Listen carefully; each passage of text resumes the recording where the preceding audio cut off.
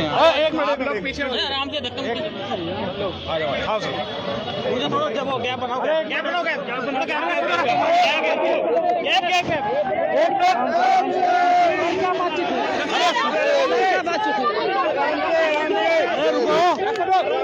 अरे पहले पीछे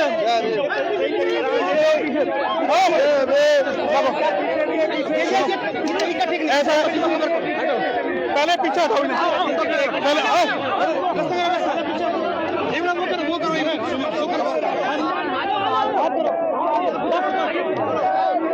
ऐसे हाथ हाथ जय भीम जय भीम जय जय जय जय जय भीम जय जय जय जय जय भीम। बौद्ध धर्म की क्या पहचान, बौद्ध धर्म की क्या पहचान। मानव मानव एक समान, बौद्ध धर्म की क्या पहचान।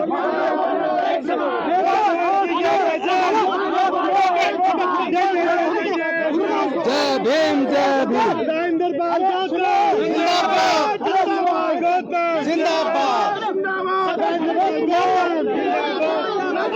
संघर्ष करो।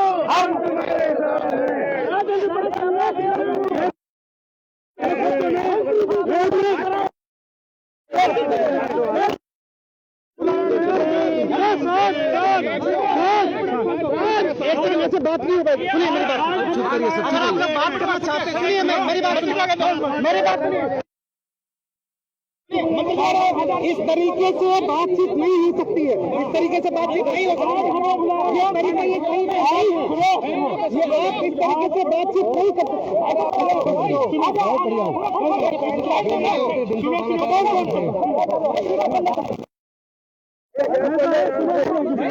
इस तरीके से आप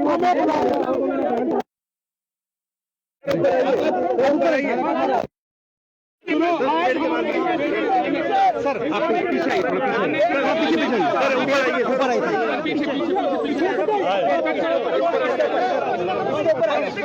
अब ठीक है, बस बाकी सब नीचे रहो,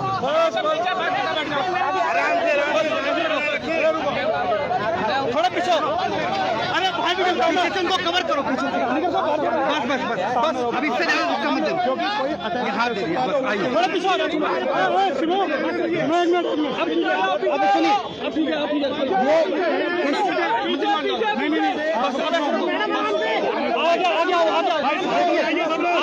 इस तरीके से अच्छा अगर आपके सवाल है, इस तरीके से सुनिए इस तरीके से आप आज जो है इस मंत्री जी को बुलाया गया, उनसे पूछताछ की गई और जो बड़े नेता के इशारे पर आज मंत्री जी को बुलाया गया है, जिसमें उन्होंने हमसे कुछ सवाल पूछे हैं। उन सवालों का जो जवाब दिया गया है वो जवाब आपको मंत्री जी देंगे। मंत्री जी बताएंगे किस कारण से जो हमारा जो जवाब था आप वो बताएंगे। उन्होंने मेरे से सवाल किया, उन्होंने मेरे से सवाल किया कि जो 22 प्रतिज्ञाएं वहां पर दोहराई गई, क्या वो 22 प्रतिज्ञाएं आज के समय में प्रासंगिक हैं?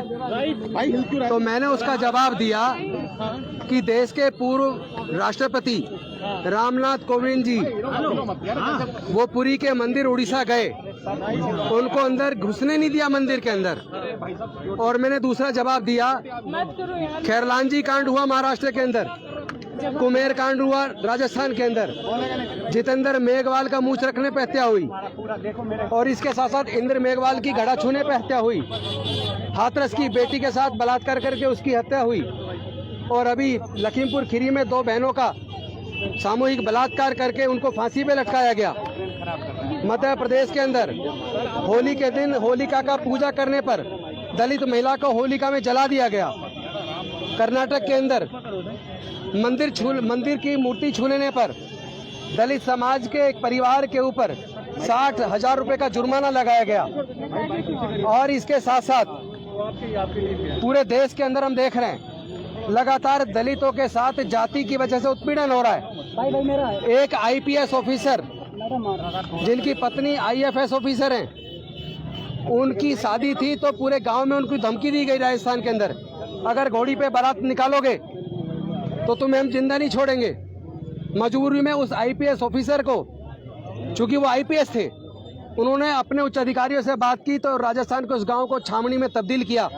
अगर भारत के अंदर एक आईपीएस ऑफिसर जिनकी पत्नी आईएफएस ऑफिसर हैं, उनको अपनी बारात घोड़ी पर निकालने के लिए इतनी धमकी दी जा रही है और उसको पुलिस की इतनी बड़ी मदद लेनी पड़ती है, गांव को छावनी बनाना पड़ता है, तो मेरा यह मानना है कि जिस तरह जो परिस्थितियां डॉक्टर बाबा साहेब अम्बेडकर के सामने उस वक्त थी, जिन परिस्थितियों में जातिगत भेदभाव उत्पीड़न की वजह से उन्होंने उस वक्त ये निर्णय लिया कि उन्होंने बौद्ध धर्म की दीक्षा ली और वो 22 प्रतिज्ञाएं उन्होंने समाज के लाखों लोगों को दी। तो आज जब इस तरह की जातिगत उत्पीड़न की घटनाएं लगातार चल रही हैं, तो मैं समझता हूं कि आज भी जब तक भारत छुआछूत मुक्त ना हो जाए, जब तक भारत से जातिवाद खत्म ना हो जाए, जब तक भारत में दलितों को मूंछ रखने पर, मंदिर में प्रवेश पर, मूर्ति छू लेने पर, क्योंकि अभी उत्तर प्रदेश के अंदर भगवान की मूर्ति छू लेने पर एक दलित समाज के व्यक्ति की हत्या कर दी, तो जब तक ये जातिगत उत्पीड़न खत्म नहीं हो जाता, जब तक ये छुआछूत मुक्त भारत नहीं बन जाता, मुझे लगता है तब तक वही परिस्थितियां आज भी मौजूद हैं और वही 22 प्रतिज्ञाओं का महत्व आज भी उतना ही है जितना उस वक्त था। ये मैंने जवाब दिया।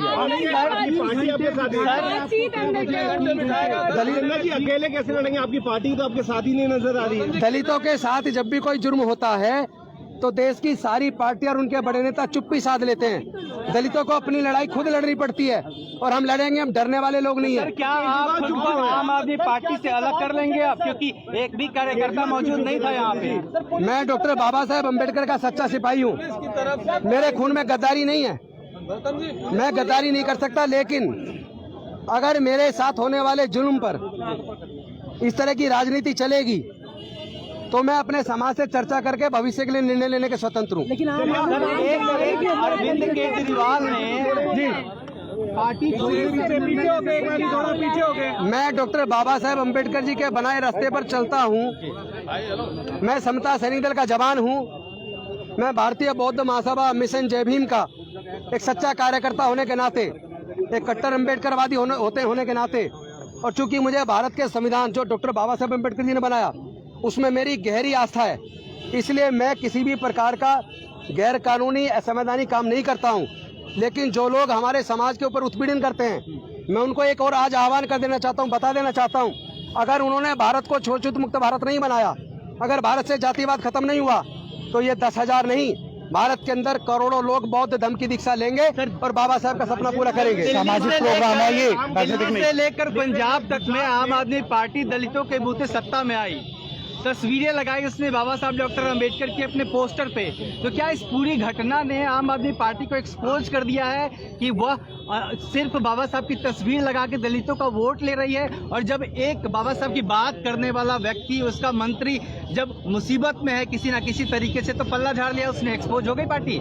मैं किसी भी पार्टी पर, किसी नेता पे कोई आरोप लगाए बिना एक बात कहना चाहता हूँ कि पूरा का पूरा देश और दुनिया के अंदर कोने कोने से मेरे को लगातार फोन आ रहे हैं, पूरा देश सब कुछ देख रहा है, पूरा दलित, आदिवासी, पिछड़ा, अल्पसंख्यक पूरा समाज एकजुट है और सच सामने आएगा।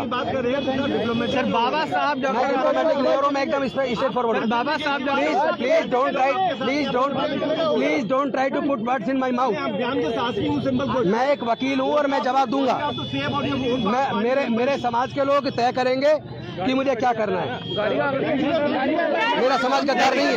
सर एक आखिरी सवाल है, अरविंद केजरीवाल ने चुन लिया है कि डॉक्टर अंबेडकर और राम में से वो राम को चुनते हैं। आपका स्टेटमेंट आया कि आप बाबा साहब, मैं डॉक्टर बाबा साहब अम्बेडकर को चुनूंगा, बाबा साहब के रास्ते पे चलूंगा, चाहे इसमें मेरी जान क्यों न चली जाए।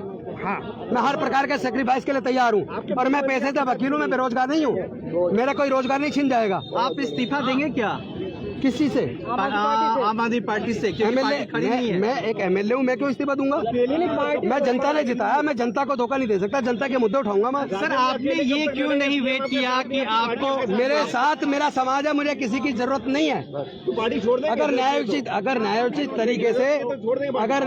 तरीके से मेरे साथ लोग खड़े नहीं है, लेकिन मेरा समाज खड़ा है, मैं बहुत मजबूत आदमी हूँ, डरने वाला आदमी नहीं हूँ। लोग अपने आप दिशा तय कर ले अपनी। आपने इस्तीफा खुद से दिया कि पार्टी ने कहा आपसे? नहीं, मुझे उस वक्त लगा कि जिस तरह बीजेपी बदनाम कर रही है अरविंद केजरीवाल को और पार्टी को, मुझे उचित नहीं लगा। जिस तरह जुल्म लगातार हो रहे, कोई बोल नहीं रहा, इसलिए मैंने निर्णय लिया था।